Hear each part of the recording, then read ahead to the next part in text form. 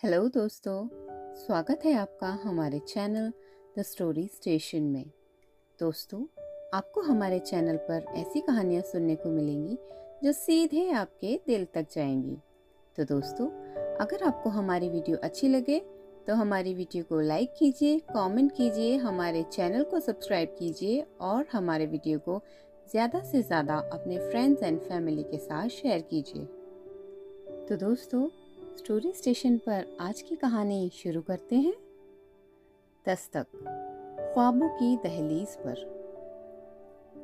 दोस्तों, कहते हैं किस्मत की लकीरें हाथों में होती हैं, पर कुछ लोग उन लकीरों को अपने पसीने से बदलने का हुनर रखते हैं। ये कहानी उस लड़की की नहीं है जो गरीब थी, बल्कि उस जुनून की है जो बहुत अमीर था। एक ऐसी दस्तक जिसने हालात के बंद दरवाजों को तोड़कर नई उड़ान भरी। तो चलिए शुरू करते हैं चाहत और दीपक का वो सफ़र जहाँ रास्ते पथरीले तो थे पर इरादे बहुत फौलादी थे। शहर की एक तंग गली के एक पुराने मकान में जहाँ दीवारों का प्लास्टर गिर रहा था, वहाँ एक लड़की रहती थी, चाहत। उसके घर की छत से बारिश में पानी टपकता था, पर उसकी आंखों में आसमान जितने बड़े सपने थे।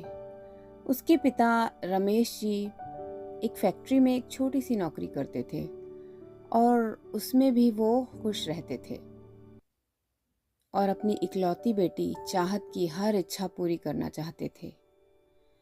चाहत की किताबें हमेशा उसके तकिए के पास रहती थीं, क्योंकि चाहत की एक जिद थी, डॉक्टर बनना।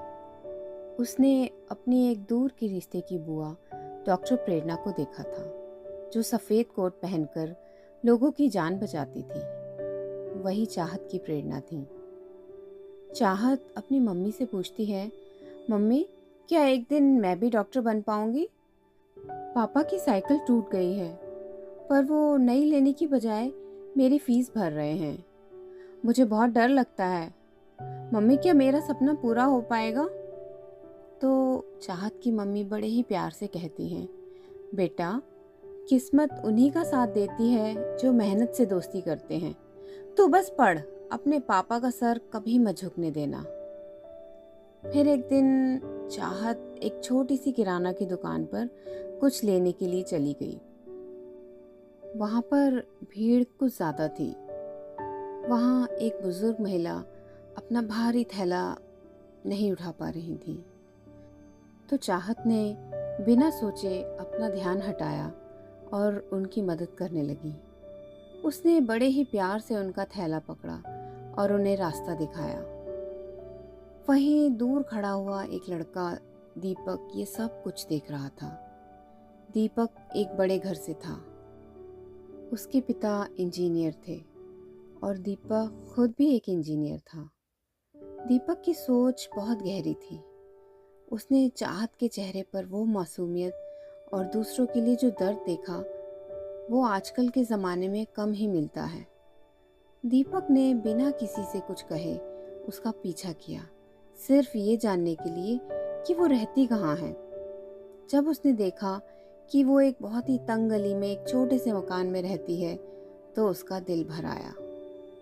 उसने उसी समय फैसला कर लिया कि यही वो लड़की है जिसके साथ मैं अपनी ज़िंदगी बिताना चाहता हूँ। और अगले ही दिन दीपक अपने पेरेंट्स को चाहत के घर लेकर पहुँच गया। चाहत के पापा उन सबको देखकर चौंक गए और डर भी गए। उन्हें लगा शायद कोई गलती से उनके यहाँ आ गया है। दीपक कहता है, अंकल, मैं दीपक हूँ। मैंने कल आपकी बेटी को एक शॉप पर देखा था और मैंने उसकी सादगी को देखा और उसी समय मैंने डिसाइड कर लिया कि मुझे इसी लड़की से शादी करनी है। चाहत के पापा कहते हैं, बेटा, हम लोग तो आपके और आपके पिता के सामने बहुत छोटे लोग हैं। हमारे पास तो देने के लिए भी कुछ नहीं है। तो दीपक कहता है, मुझे कुछ चाहिए भी नहीं अंकल, मुझे बस आपकी बेटी का साथ चाहिए। मैं जानता हूँ वो डॉक्टर बनना चाहती है और मैं आपसे वादा करता हूँ कि मैं उसके डॉक्टर बनने के सपने के बीच में कभी नहीं आऊँगा, बल्कि मैं उसकी पूरी मदद करूँगा। उसके सपने को पूरा करने में। चाहत पहले तो थोड़ा सा घबराई, पर दीपक की आंखों में एक सच्चाई थी जो उसे सुकून दे गई, और फिर शादी हो गई। पर यह शादी किसी नॉर्मल कपल की शादी की तरह नहीं थी, बल्कि ये तो दो संघर्ष करने वाले दिलों की शुरुआत थी। और फिर शादी के बाद असली इम्तिहान शुरू हुआ। अमेरिका में मेडिकल की पढ़ाई के लिए बहुत पैसों की ज़रूरत थी, और दीपक ने ठान लिया था कि वो अपनी पत्नी को अपनी मेहनत की कमाई से ही वहाँ लेकर जाएगा। दीपक दिन में ऑफिस में काम करता और रात को कोचिंग में इंजीनियरिंग के बच्चों को पढ़ाता। कभी कभी वो रात को 3-3 बजे घर आता। चाहत घर पर टेबल लैंप की रोशनी में पढ़ रही होती। चाहत रोते हुए दीपक से कहती, दीपक, तुम अपनी तबीयत खराब कर रहे हो, मेरे लिए इतनी तकलीफ क्यों उठा रहे हो? तो दीपक चाहत से कहता, चाहत, जब तुम डॉक्टर बनकर किसी की जान बचाओगी ना, तो मेरी ये सारी थकान यूं गायब हो जाएगी। तुम मेरी हिम्मत हो और तुम कभी हार मत मानना। और फिर दोनों की मेहनत रंग लाई। चाहत को अमेरिका के एक बड़े मेडिकल कॉलेज में स्कॉलरशिप और एडमिशन मिल गया। दीपक ने अपनी सारी सेविंग्स लगा दी और दोनों न्यूयॉर्क पहुंच गए। वहां भी रास्ता इतना आसान नहीं था।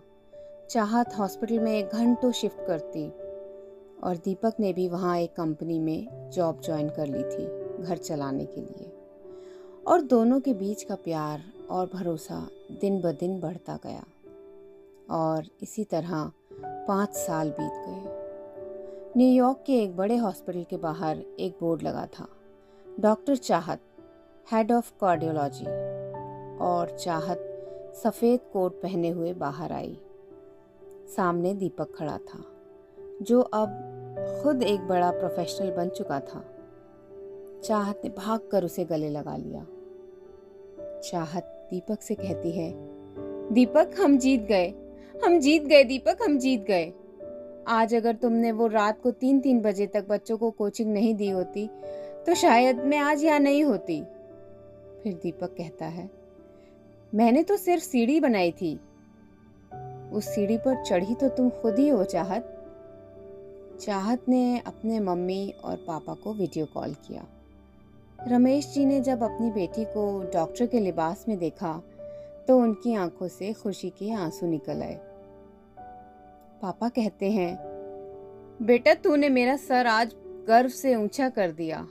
और मम्मी कहती हैं, दीपक बेटा, आप भगवान हो हमारी बेटी के लिए। चाहत और दीपक ने तय किया कि वो अब अपने देश जाकर एक ऐसा हॉस्पिटल खोलेंगे जहां किसी भी गरीब की जान उसकी गरीबी की वजह से नहीं जाएगी। उनकी जिंदगी पूरी तरह बदल गई थी, पर उनके दिल आज भी वही पुराने और मासूम थे। दोस्तों, चाहत ने सिर्फ डिग्री नहीं पाई, उसने साबित किया कि अगर साथी दीपक जैसा हो और हौसला पहाड़ जैसा, तो दुनिया का कोई भी नक्शा आपको अपनी मंजिल से दूर नहीं कर सकता। तो दोस्तों, स्टोरी स्टेशन पर आज की कहानी यहीं तक। फिर मिलते हैं एक और नई कहानी में।